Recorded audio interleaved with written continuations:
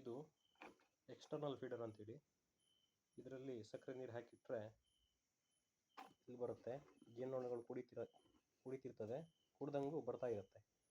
ಇದನ್ನೀಗ internal feeder ಆಗಿ convert ಮಾಡ್ತೀವಿ. ಇದು ನಮ್ಮ ಜೇನು ಪೆಟ್ಟಿಗೆ. ಇದು ಎದುರುಗಡೆ ಹುಳ ಓಡಾಡುವಂಥ ಜಾಗ ಇದು. ಇದಕ್ಕೆ ಹಿಂದ್ಗಡೆಯಿಂದ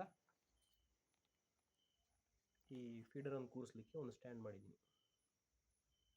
ಇಲ್ಲೊಂದು ಅದೇ ಲೆವೆಲಿಗೆ ಹೋಲ್ ಮಾಡಿಕೊಂಡು ಆ ಲೆವೆಲ್ಲಿಗೆ ಈ ಮಣೆ ಬರಬೇಕು, ಆ ರೀತಿ ಸಪೋರ್ಟ್ ಕೊಟ್ಬಿಟ್ಟು ಸ್ಟ್ಯಾಂಡ್ ಮಾಡಿದ್ದೀನಿ.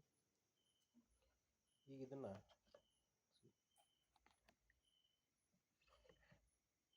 ಇದರೊಳಗೆ ಇಟ್ಬಿಟ್ರೆ ಇದು ಇಂಟರ್ನಲ್ ಫೀಡರ್ ಆಯಿತು. ಇಲ್ಲಿ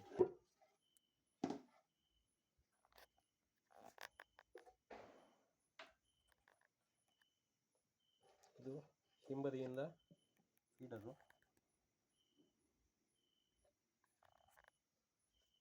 ಇದು ಎದುರುಗಡೆಯಿಂದ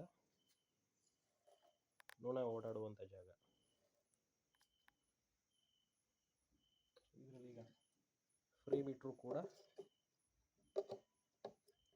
ಏನು ತೊಂದರೆ ಆಗಲ್ಲ.